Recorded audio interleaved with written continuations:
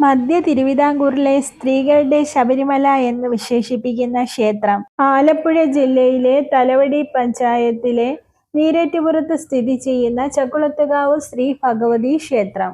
ജഗതീശ്വരിയും ആദിപരാശക്തിയുമായ വനദുർഗയാണ് മുഖ്യപ്രതിഷ്ഠ.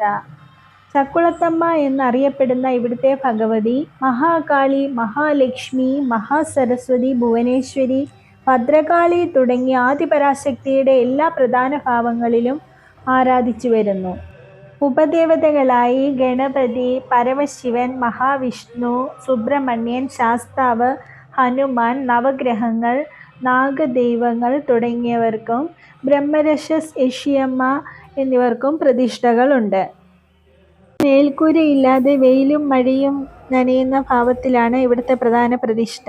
വൃശ്ചിക കാർത്തിക നാളിലാണ് ചക്കുളത്തുകാവിലെ പൊങ്കാല. ലക്ഷക്കണക്കിന് സ്ത്രീകളാണ് പൊങ്കാലയിടുന്നത്. അരിയും ശർക്കരയും നെയ്യും നാളികേരവുമാണ് പൊങ്കാലയുടെ പ്രധാന ചേരുവകൾ.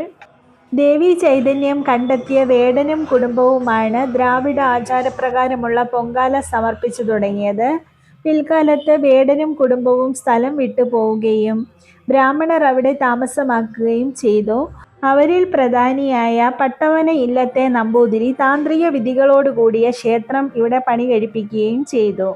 അങ്ങനെയാണ് ചക്കുളത്തുകാവ് ക്ഷേത്രം നിലവിൽ വന്നത്. 1981 ക്ഷേത്രത്തിൽ നടന്ന നവീകരണത്തിന് ശേഷം അഷ്ടബാഹുക്കളോട് കൂടിയ ആദിപരാശക്തിയുടെ മൂർത്തിരൂപമായ വനദുർഗയെ പ്രതിഷ്ഠിക്കുകയും ചെയ്തു.